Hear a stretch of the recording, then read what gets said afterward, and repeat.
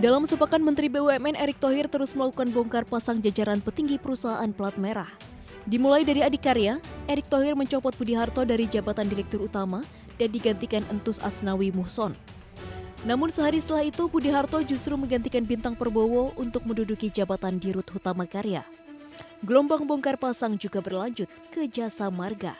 Desi Aryani diberhentikan dari posisinya sebagai Dirut Jasa Marga dan digantikan oleh Subakti Syukur.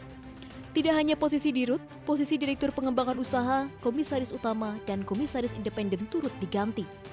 Tak berhenti sampai di situ, sasaran perombakan juga terjadi secara besar-besaran di tubuh Pertamina.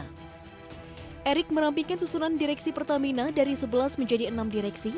Dalam catatan CNBC, pengurus perusahaan plat merah lainnya yang dirombak Erick diantaranya PT PP, Waskita Karya, Wijaya Karya, PTBA, Antam, PT Timah, serta PT PN 1, 2, 4 hingga 14.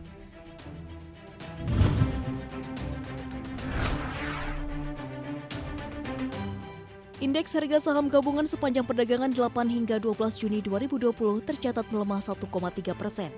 Meski dalam perjalanan sepekan, IHSG mampu menyentuh level 5.000.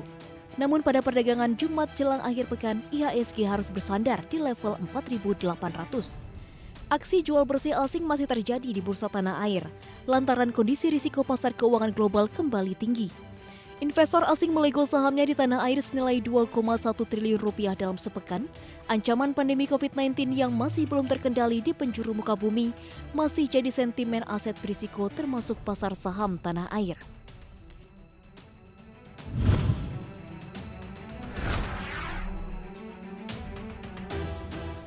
Indeks keyakinan konsumen Mei 2020 tercatat sebesar 77,8, angka itu terendah sejak 2003. Dalam survei Bank Indonesia, persepsi konsumen menurun karena lesunya kondisi ekonomi serta banyaknya tenaga kerja yang terkena PHK dan dirumahkan akibat dampak pandemi COVID-19. Tidak hanya itu, optimisme konsumen juga turun karena pendapatan menurun baik dari sisi tenaga kerja berpenghasilan tetap maupun omset usaha akibat kebijakan pembatasan sosial berskala besar.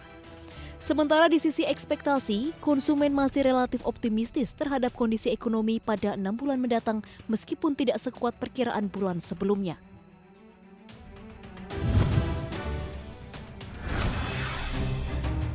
Awan kelabu perekonomian global makin terlihat tebal akibat pandemi COVID-19 tak kunjung usai. Bank Dunia memprediksi pertumbuhan ekonomi global minus 5,2% di 2020. Penyebaran pandemi COVID-19 yang masih membuat Bank Dunia menilai ekonomi global di tahun ini akan menjadi resesi yang paling dalam sejak Perang Dunia Kedua. Prediksi yang tak menyenangkan juga datang dari Organisasi untuk Kerjasama dan Pembangunan Ekonomi alias OECD. Lembaga ini menilai ekonomi dunia akan terkontraksi setidaknya 6%. Ekonomi global di tahun ini akan menjadi yang terparah sejak 100 tahun terakhir. Namun jika gelombang penyebaran COVID-19 terjadi, maka ekonomi dunia akan jatuh 7,6%.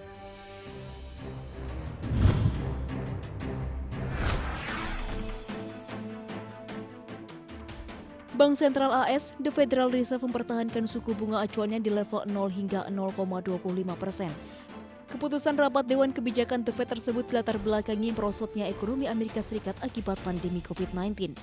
The Fed memutuskan akan mempertahankan suku bunga acuan rendah dalam kurun waktu hingga ekonomi negeri Paman Sam bisa melalui masa kritis dan sampai kondisi keuangan AS telah membaik. Sejak awal tahun 2020, The Fed telah memangkas 100 basis poin suku bunga acuannya.